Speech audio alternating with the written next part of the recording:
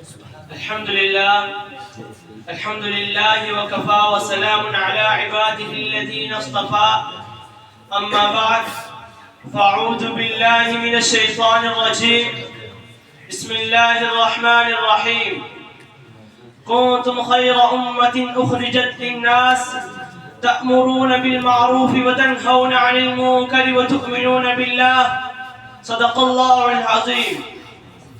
اٹھ کے ابس میں جہاں کا اور ہی انداز ہے، اٹھ کے ابس میں جہاں کا اور ہی انداز ہے، مشرق و مغرب میں تیرے دور کا آغاز ہے.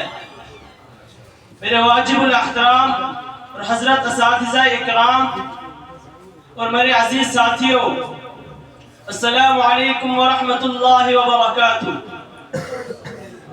تخلیق کائنات کے بعد ہر دور میں اللہ تعالیٰ نے کسی نہ کسی انسان کو مصلح، قائد، نبی اور رسول بنا کے بھیجا تاکہ وہ لوگوں کو ایک خدا کی دعوت دے، لوگوں کو خدا کے احکام سے آگاہ کرے، تمام انسانوں کو مرضیات الہی سے آشنا کرائے اور اپنی امت اور اپنی قوم کو برائی سے روکے اور نیکی کا حکم دے، زناکاری و بدکاری سے روکے اور عفت و پاکدامنی کا حکم دے، شراب نوشی سے روکے، شراباً طہورا کی دعوت دے، حرام روزی سے روکے، رزق حلال کی دعوت دے، کذب بیانی سے روکے، صدق بیانی کی ترغیب دے، شر و فساد سے روکے، عدل و انصاف کا ماحول قائم کرے، غیر اللہ کی پوجا سے روکے اور ایک خدا کی پوجنے کی دعوت دے، ضلالت و گمراہی کو ختم کرے، نور ہدایت سے پورے عالم کو روشن کرے. نبوت کا یہ سلسلہ حضرت آدم علیہ السلام کے زمانے سے شروع ہوا اور رسول مدحہ تاجدار مدینہ محمد عربی صلی اللہ علیہ وسلم پر ختم کر دیا گیا.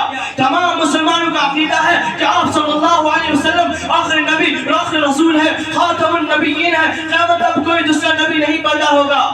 دوستو، نبوت کا سلسلہ ختم کر دیا گیا، لیکن برائیاں تو قیامت تک پائی جاتی رہے گی، شر و فساد کا وجود تو قیامت تک باقی رہے گا. اب آپ صلی اللہ علیہ وسلم کے بعد دین کی تبلیغ کون کرے گا؟ ہدایت کی دعوت کون دے گا؟ لوگوں کو صداقت اور ایمانت، عدل و انصاف کی تعلیم کون دے گا؟ خدا سے کون ڈرائے گا؟ جنت اور جہنم کے راستے کون دکھائے گا؟ اللہ تعالیٰ نے اس کا بھی انتظام کر دیا اور فرمایا کنتم خیر امۃ اخرجت للناس تأمرون بالمعروف وتنہون عن المنکر وتؤمنون باللہ.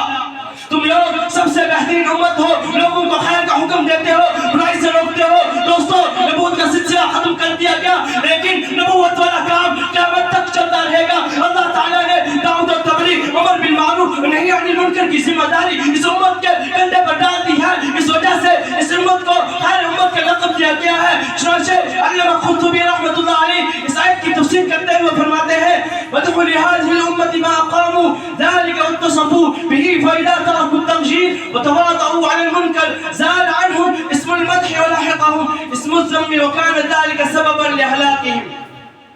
خیر امت کا وصف اس امت کے لیے مدح اور تعریف ہے. اس وجہ سے اس امت کے لوگ امر بالمعروف اور نہی عن المنکر کا کام کرتے ہیں. اگر یہ لوگ یہ کام چھوڑ دے اور منکرات پر متفق ہو جائے تو وہی یہ وصف مدح ختم ہو جائے گا اور اس میں ذم لاحق ہو جائے گا اور یہ ان کی ہلاکت کا سبب ہوگا. یعنی اگر یہ امت متفقہ طور پر امر بالمعروف اور نہی عن المنکر کا کام ترک کر دے تو بہترین امت کا جو لقب دیا گیا ہے یہ لقب ختم ہو جائے گا اور کسی دوسرے برے نام سے اس امت کو پکارا جائے گا. اور امر بالمعروف اور نہی عن المنکر کا کام چھوڑ دینے کی وجہ سے یہ امت تباہ اور برباد کر دی جائے گی.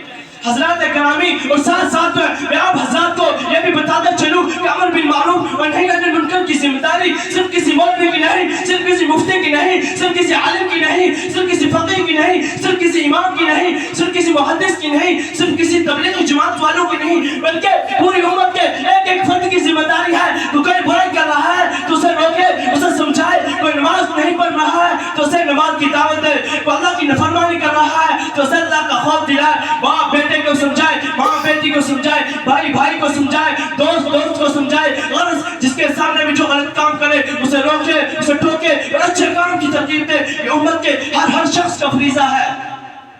اسی لیے سرکار دو عالم محمد عربی صلی اللہ علیہ وسلم نے حجۃ الوداع کے موقع پر صحابہ کو مخاطب کرتے ہوئے فرمایا تھا الا هل بلغت، بتاؤ کیا میں نے تم لوگوں تک خدا کا پیغام ٹھیک ٹھیک پہنچا دیا؟ تو تمام صحابہ اکرام نے بیک زبان پر جواب دیا ہم یا رسول اللہ، کیوں نہیں اے اللہ کے رسول، آپ نے بالکل ٹھیک ٹھیک ہم تک خدا کا پیغام پہنچا دیا.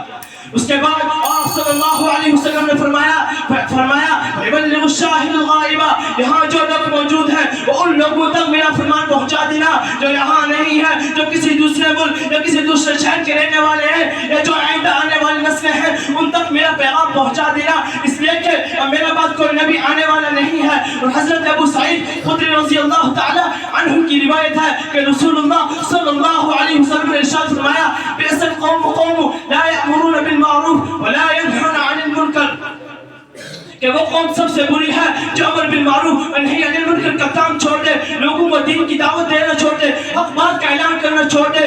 मेरे दोस्तों जरा समझो तो सही कि अमर बिल मारूफ नहीं अनिल मुनकर का काम छोड़ देने की वजह से कि अमर बिल मारूफ नहीं अनिल मुनकर की अमर बिल मारूफ का काम छोड़ने पर हदीस में कितनी सख्त वाइदें आई हैं। इसीलिए हुजूर सल्लल्लाहु अलैहि वसल्लम सल्लल्लाहु अलैहि वसल्लम पर्दा फरमाए जाने के बाद हज़रात सहाबा रिज़वानुल्लाहि ताला अलैहिम अजमाइन दुनिया के मुख्तलिफ खित्तों में फैल गए, मुख्तलिफ गोशों में जाकर दीन की दावत दी, ईमान की दावत दी, कुरान की दावत दी, खुदा के सामने सर झुकाने की दावत दी। इन हज़रात सहाबा ने दीन के खातिर अपने घर बार को कुर्बान किया, सारे मुसीबतों को बर्दाश्त किया, लेकिन कभी ईमान का सौदा नहीं किया। सहाबा इकराम के बाद का ज़माना जब हम देखते हैं तो अहकाम के हक़ के पादाश में इमाम अहमद बिन हंबल की पुष्ट पर कोड़े लगाए गए, इमाम मालिक रहमतुल्लाह अलैह का मुंह काला करके मदीना की गलियों में घुमाया गया, इमाम गज़ाली रहमतुल्लाह अलैह को बगदाद के जंगलों में फिराया गया, इमाम अबू हनीफा रहमतुल्लाह अलैह का जनाजा जेल से उठा, मुजद्दिद अल-अफ़सानी रहमतुल्लाह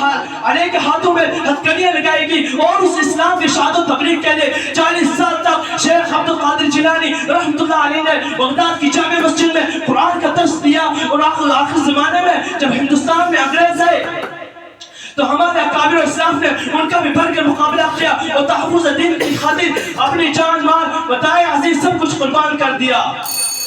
मैं इस शहर के साथ अपनी तकरीर को मुकम्मल करना चाहता हूँ। हलक पे तेग रहे सीने पे जल्लाद रहे, हलक पे तेग रहे सीने पे जल्लाद रहे, लब पे तेरा नाम रहे दिल में तेरी याद रहे। वाखिर दावाना